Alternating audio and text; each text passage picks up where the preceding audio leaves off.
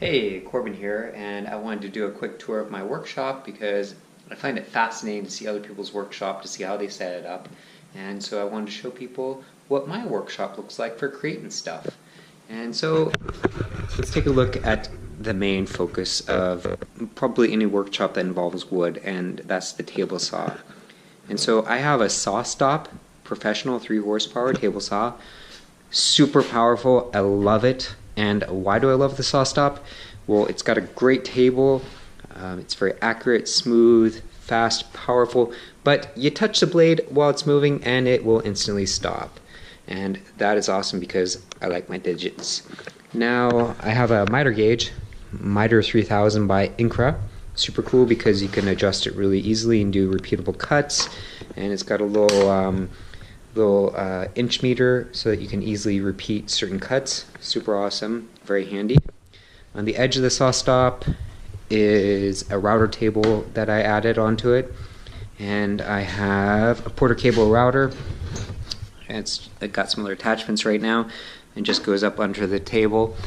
And next to that is a Porter cable biscuit cutter, handy for making cabinetry and whatnot, to use a biscuit cutter.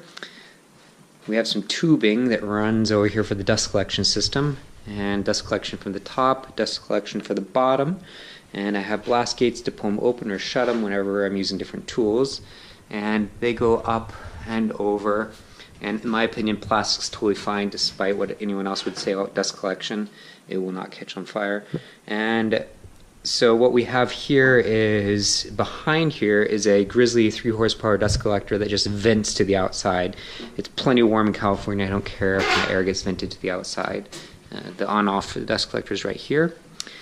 And next what we see is, if I don't have anything behind me, the Grizzly G049 jointer. It's an 8-inch jointer and it works really well. Pretty happy with it. It's on a roller so I can pull it out if I need to joint bigger stuff. And I had previously had a crappy joiner, and this one is super awesome. Wish it was 12 inches wide, but yeah, because that would match the planer.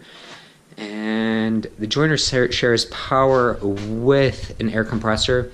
Air compressor is a Husky one that I just got from Home Depot, and I got it because I got a plasma cutter, which needs lots of air. And so the air pump has been super awesome for everything else too. So next to the jointer is a regular 14-inch bandsaw Grizzly. I buy a lot of Grizzly tools because they're pretty affordable, and I wish the throat was a little bit bigger, and it's underpowered. I've had it slow down quite a bit, and this might be a tool at some point where I replace it with something a little bit bigger and a little bit beefier, because it's just at 1 horsepower, it's just not enough, and 110 volts. So to the left of that, the reason I got the bigger air compressor is for this little bad boy, and it is a thermodynamics plasma cutter. Super handy for cutting through metal.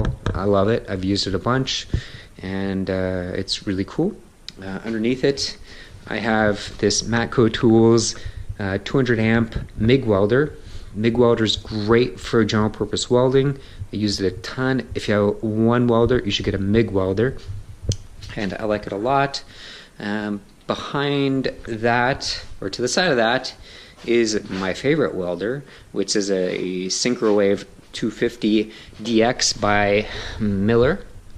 Great for doing aluminum and steel, and so I use it a lot for mainly aluminum because I have or steel, because I have a pure argon tank behind it. I bought it used from some guy. And behind here I have some shelves just with metal stock, and it's just kind of where I keep my metal that I don't want to rust and whatnot. To the left, kind of in the corner, is my drill press, which I occasionally use it. I use the milling machine more than I use the drill press, so it's gotten pushed aside. It's a jet drill press. I can't remember the horsepower. It works pretty well. I haven't had too many problems with it. I have some storage for a bunch of screws and other accessories. I have a little welding table, and it's Chicago Electric, which is a crappy Home Depot brand one, but if it's something like a welding table, you don't really care.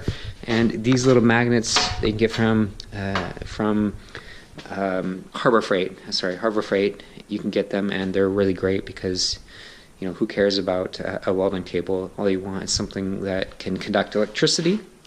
And behind here are some more screws that I got from my dad years ago, a little air vent in the window.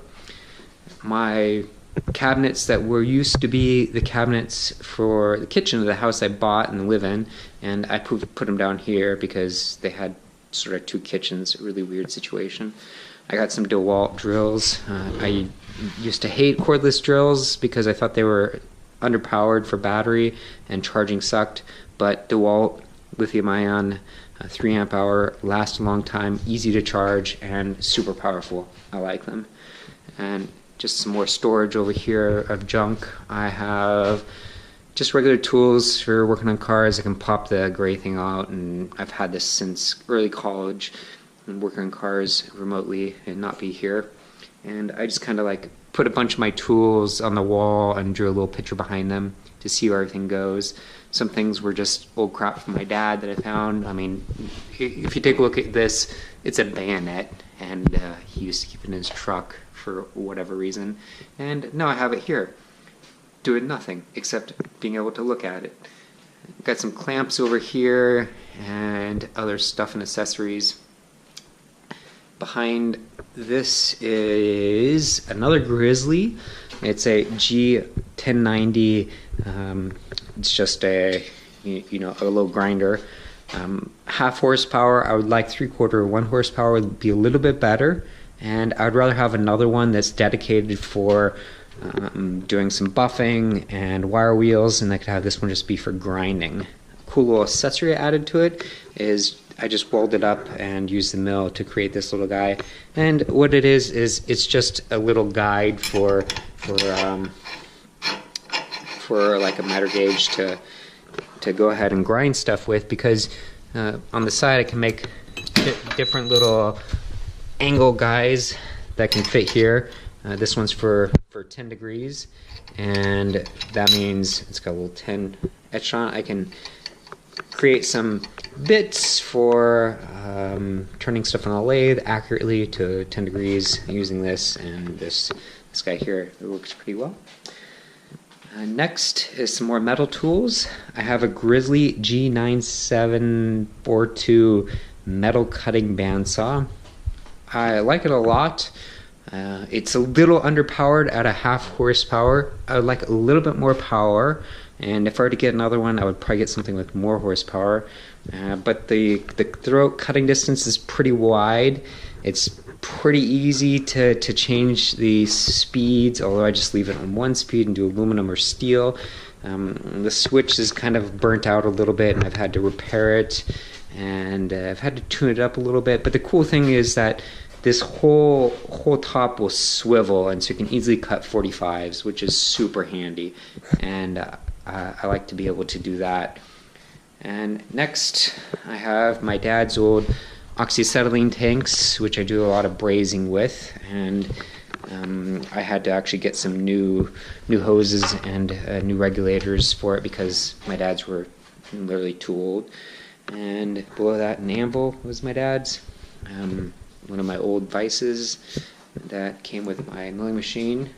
And back here in this table, what I do is I keep a lot of my tooling for machining. So this is a lot of the lathe tooling and lathe accessories that I just keep in drawers. And the lathe I bought used from some guy on eBay, and he had a ton of drill bits and accessories that came with it, so I made a little case for them all.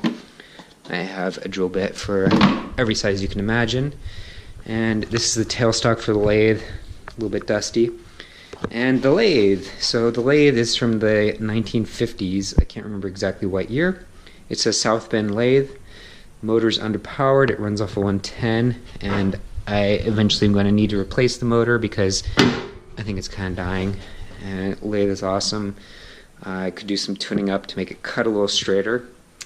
Behind it, I kind of keep some tooling just behind it that I use in handy access points for stuff that can flip on and off. To the left of the lathe is an oven. Why would I have an oven inside of a workshop? And the reason why is to do powder coating. So I have a bunch of different powders, and I have a powder coating gun here from Eastwood, and it works pretty well. You can, bake some stuff in the oven, and it will have an awesome paint job.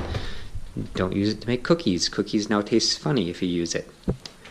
My main power box is here, and what over here is a rotary converter. It's a phase converter because the cool thing to the left of it is a 1990 Inco milling machine, which runs off of three-phase power, which we don't get residentially. So a phase converter takes your 220 that you have and generates a third leg using another motor.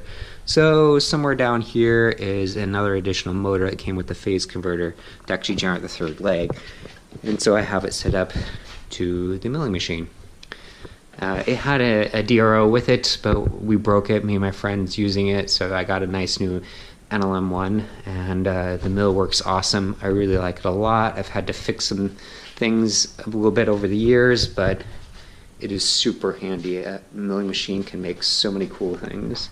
To the left of it, I have a rotary table, and typical drill bit sets. You would expect all the accessories to kind of hook up a mill, some other stuff to do stuff with. Of course, it's very generic. And back here in some old cabinets, and I reused a lot of the cabinets that were in my house for the workshop. Again, more miters, gauges, and whatnot that you use for milling in mills. And of course, everyone has unicycles in their workshop, so I have a couple of unicycles hanging up around. And that's the main workshop area. Kind of a general overview. Now, back behind the garage is my carport that was added on. And the carport has some additional tools. If we sneak by the cars. So this is my bender, and it's a hospital bender. I don't use as much as I used to, and I was originally got for building steer wheels, but now I don't use it because I got this Harbor Freight bender, which works pretty well to actually do some bending. I attach it outside to actually use it. Next to it is another tool. I got a winch for motors because moving around my electric car stuff was really heavy, and this is handy to move stuff that's heavy around. It takes up a lot of space, though I don't like that. And over here is another Grizzly, and this is a slip roll, a 32-inch slip roll, 36-inch slip roll. I got to create some metal shaping, and I've only used it a few times. Don't buy a slip roll, you probably don't need it. And I probably shouldn't have it. I made a little stand for it. And some other tools. This is a radial arm saw of my dad's that I occasionally use to cut miters, and I had it set up before. If I'm cutting a lot of miters, that's really handy, but right now it's just taking up space. Behind that, typical stuff you need in the woods: chainsaws, lights, storage for wood, etc. And tandem unicycle, yay. Speaking of storage, I have tons of unicycles. Metal storage is kind of just hanging out here. Lots of metal, scrap, giraffe. Anyways, that's a quick tour of the workshop, and hopefully you enjoyed it. Bye.